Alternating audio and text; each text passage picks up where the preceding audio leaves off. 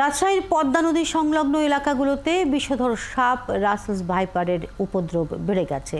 এতে আতঙ্কিত হয়ে পড়েছেন সাধারণ মানুষ। তবে বিষধর হলেও এই সাপ শান্ত ও অলস প্রকৃতির, তাই সহজে কাউকে আক্রমণ করে না জানিয়ে গণহারে সাপ হত্যা না করার পরামর্শ বিশেষজ্ঞদের।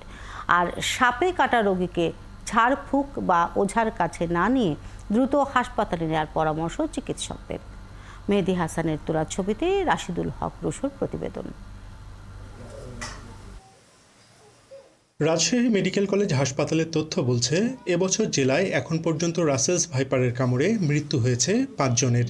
এর মধ্যে সবশেষ গত 7 মে চারঘাট উপজেলায় সাপের কামড়ে মারা যান শাকিনুর রহমান সাব্বির নামের রাজশাহী বিশ্ববিদ্যালয়ের এক শিক্ষার্থী।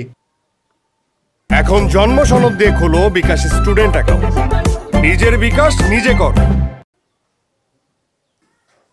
একসময় বাংলাদেশে বিলুপ্ত প্রায় চন্দ্রপোড়া নামের এই সাপটি রাজশাহীর বরেন্দ্র অঞ্চলে পাওয়া গেলেও এখন নদীকেন্দ্রিক অঞ্চলগুলোতে ছড়িয়ে পড়েছে।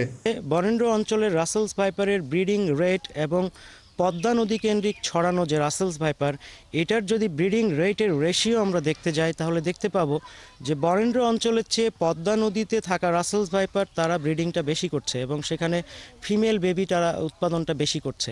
গবেষকরা আরও বলছেন, বিষধর হলেও রাসেলস ভাইপার অত্যন্ত অলস প্রকৃতির, তাই নিজের বিপদ টের না পাওয়া পর্যন্ত আগ বাড়িয়ে কাউকে আক্রমণ করে না। এই সাপ দেখা মাত্রই না মারার পরামর্শ তাদের।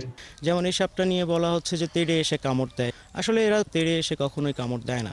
তো এই যে ভুল তথ্যগুলো প্রচার করে মানুষকে প্যানিক করা হচ্ছে, এটা আমাদের জন্য, সাপের জন্য, আমাদের বায়োডাইভার্সিটির জন্য একটা হার্মফুল আকার ধারণ করছে। এদিকে সাপে কাটা রোগীকে ঝাড়ফুঁক বা ওঝার কাছে না নিয়ে দ্রুত হাসপাতালে নেওয়ার পরামর্শ চিকিৎসকের। প্রত্যেকটি সরকারি হাসপাতাল জেলা পর্যায়ে বটে, উপজেলা পর্যায়েও যথাযথ অ্যান্টিভেনাম অর্থাৎ সাপে কাটার যে টিকা, সেই টিকার পর্যাপ্ত মজুদ রয়েছে।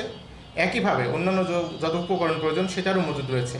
তাই আমাদের পরামর্শ হলো, সাপে কাটলে আতঙ্কিত হবেন না, দ্রুততর সময়ে আপনারা নিকটস্থ সরকারি হাসপাতালে যোগাযোগ করবেন।